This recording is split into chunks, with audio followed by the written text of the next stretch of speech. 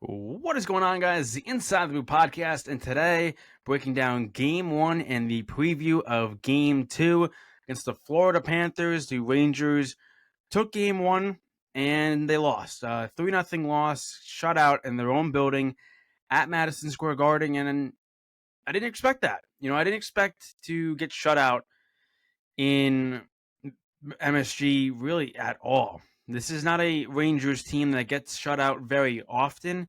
And I know that the goalie task was going to be a lot more difficult. Frederik Andersen is no Sergei Bobrovsky, and I didn't think Bob had to make too many saves in Game 1, and that's really how I looked at this game and how I looked at Sergei Bobrovsky in this game.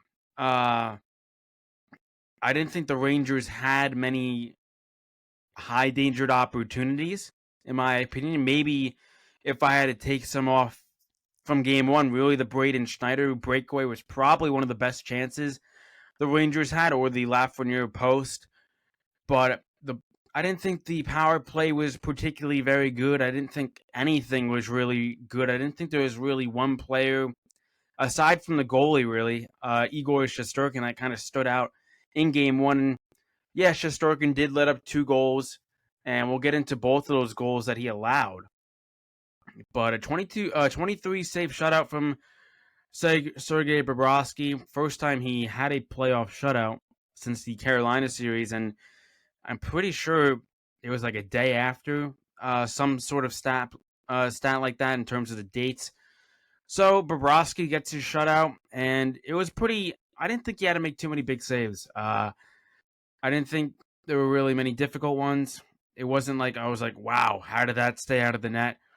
But I think this is something to learn for the New York Rangers is the easy chances Bobrovsky is probably going to save, and they're going to have to make it difficult on him. They're going to have to get Kreider in front.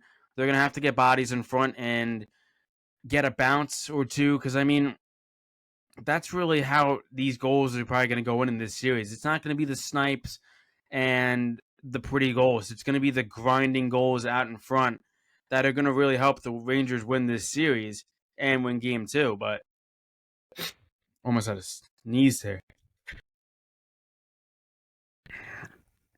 Wow, already out of the gate we're sneezing. But yeah, I mean the Rangers couldn't convert at all really against Florida, and Florida's a good team. I look at Florida as a Carolina Hurricanes type team with a little bit more edge, a little bit better goaltending, probably a little bit better head coach in my opinion, and just a better depth wise team. I think they have all the pieces on this team, from top line to bottom line, 4 really good lines, a really solid and big defensive pairing with all 3 of their lines. Their top 6 is very good. And they have a goalie that can steal them a game. I didn't think Sergei really stole this game. I think the Rangers just didn't play well. But the Rangers did hit a few posts. Lafreniere, Schneider on the breakaway.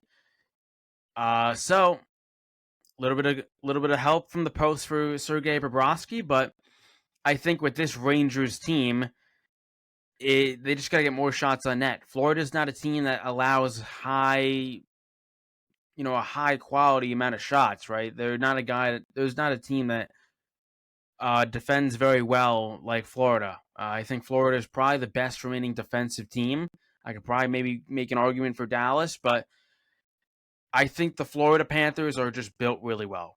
And I could talk all I want about the Florida Panthers of how good of a hockey team they are, but Rangers got to find a way to beat them. And I didn't think the way that they played at all really helped them. I think everyone played bad, right?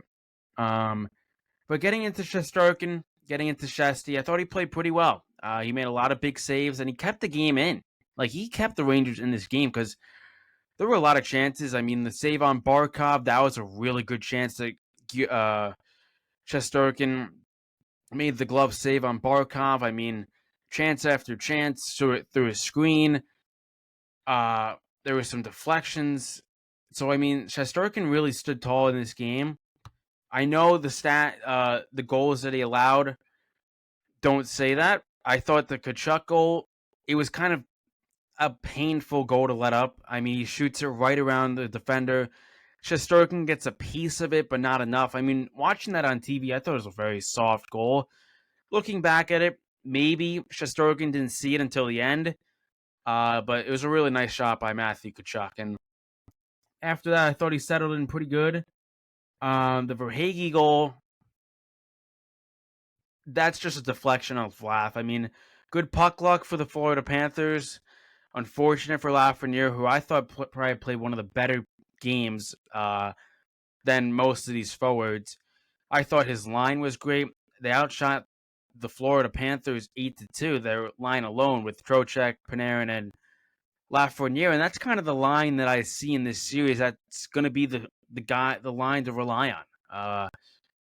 They got 8 shots to their 2. They could defend well, and I think with this Florida Panthers team, they're going to have to watch out for that line the most. I mean, Panarin's dangerous, always finds a way to score on his best buddy, Sergei Bobrovsky, so you already know that they're going to be all over Panarin. So I feel like that means a big series for Lafreniere. And he hit a post. I thought the penalty he took was kind of soft. I didn't think it was enough to really call it a hooking. Because I felt like Forsling just fell down, but I think the good thing that I do take away from this game, there wasn't very many good things, but the penalty kill was perfect. Only goals that the Rangers allowed was an even strength goal to Tkachuk, and then the deflection by Verhaeghe, well, off Lafreniere, given shot was from Verhaeghe. It was just a pass in front that Lafreniere poked forward into the 5-hole of Shesterkin. And then the empty netter from Sam Bennett. The game wasn't very chippy. I kind of expected more of a very physical and scrums after the whistle. Maybe we get that in game 2, but I didn't really see any bad blood. I don't know if these two teams really have a lot of bad blood. Carolina series, obviously, they do. Of course, Tom Wilson for the Capitals. But this is a new series for the Rangers. I think they learned a lot of what Florida was.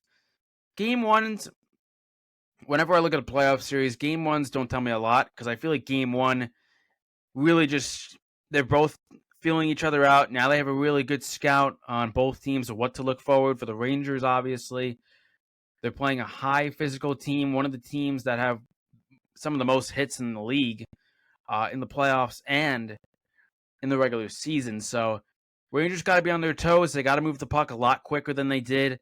I mean, one of the chances they had was the Braden Schneider breakaway, and that was just quick puck movement. Kakko got it to Schneider. He hit the post. Wasn't really much of a move, kind of just a quick forehand shot. And another thing is Bobrovsky didn't go down, right? He stood tall. He's one of those goalies that stays tall in his net and really, relies on his vision and his work ethic to make the save. But getting back to the Rangers, they play a high physical team. And for Florida, they play a team that has a lot of talent and a lot of players that could put in the back of their net. But some morning skate news today, kind of shocking. I saw an article from Larry Brooks that Blake Wheeler could potentially be in the starting lineup over Jack Roslovic, and I don't see that happening. Sometimes I believe Larry Brooks. Sometimes I think I take this stuff with a grain of salt. But I highly doubt we see Blake Wheeler in this game. Jack Roslovic wasn't good. Nobody was good in game 1. I think some of the things I saw with Jack Roslovic that I tend to see a lot is he does skate around with the puck a lot and doesn't do much with it. But I don't know if he's going to be a healthy scratch. I don't think he will.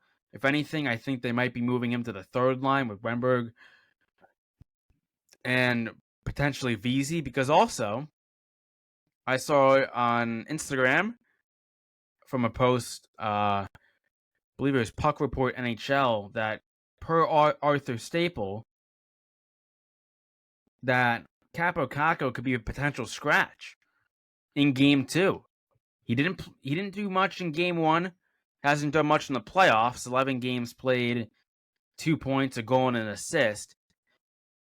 And I don't hate this decision because I'm pretty sure this means that Matt Rempe is going to be in, and I'll give you my take on my take on Matt Rempe and everything like that. But Kako, first time, if this is true, it would be the first time that he is a healthy scratch since Game 6 in the Gerard Gallant era of that Tampa Bay series.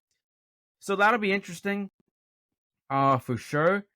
Getting into the Matt Rempe debate, I know a lot of fans were calling for his name when they lost Game 1. They're like, we need Rempe in right now. Take out Heedle. He's not ready. All this, and this. I think Heedle's going to play. They said that he was playing with Kreider and Mika Zibanejad in practice today, but I don't see Philip Heedle coming out of the lineup unless he is sick or injured again.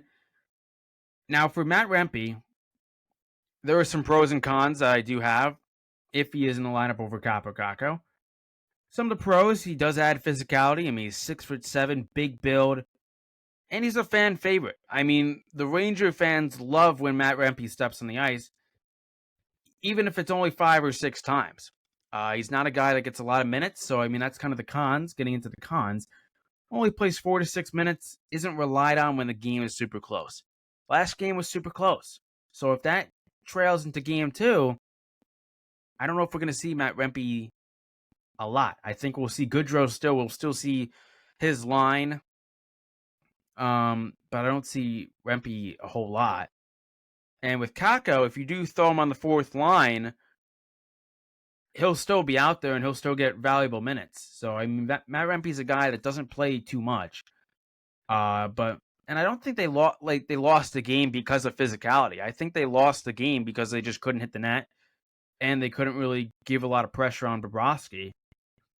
But another thing is a lot of well-known NHL players and analysts have been telling Peter Laviolette, not directly, but on their platform, that they want Matt Rempe in the lineup and they think he could be a difference maker in this series. And I mean, when you hear it from not Matt Rempe, Mark Messier, Henrik Lundqvist, Wayne Gretzky, the great 99.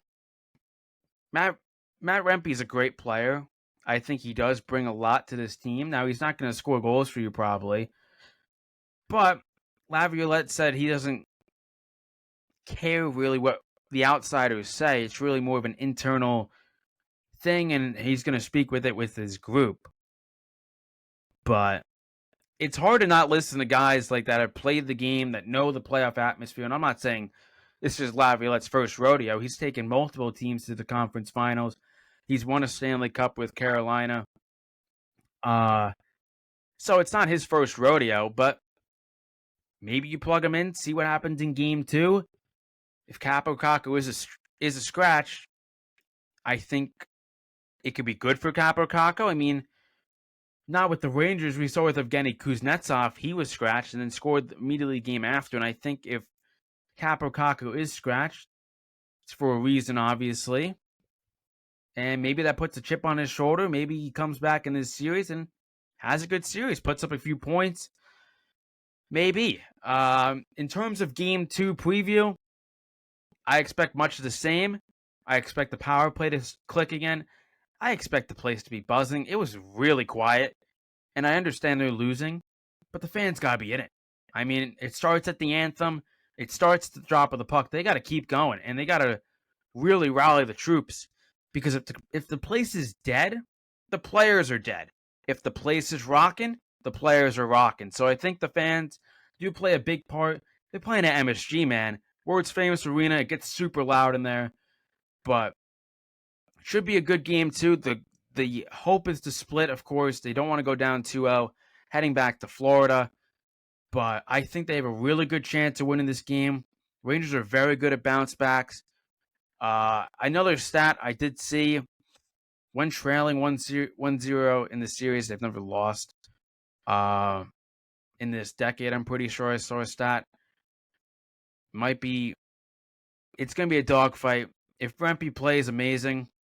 But keep throwing him out there, man. I don't want 4 to 5 shifts. Give me Give me 7 to 8. Keep playing this guy. If the team is dead, he lays a big hit. He might take a penalty, but I could rely on this penalty kill against any team in the league. Igor Shesterkin's the starter. Bob's the starter for Florida. Expect some sort of minor tweaks to the lineup. Maybe it brings a spark. Maybe it brings a call like, hey, Rostovic, or hey, Kreider, or hey, anybody, let's wake up. Let's play better. Hey, Breadman, let's put one in the back of the net. But should be an amazing game, too. Definitely tune in, of course. Of course, subscribe to the podcast. Of course, like. Leave your comment below of what you expect in Game 2. Kind of uploading this game a few hours before puck drop. But, hey, it's going to be a battle, man. Let's hope the Rangers can pull it out. And let's hope the next podcast is a victory pod and we're not down 2-0. But anyways, guys, that's going to do it for this video. Of course, hit that subscribe button, hit that notification bell, and let's smash that like button. And of course, let's go Rangers.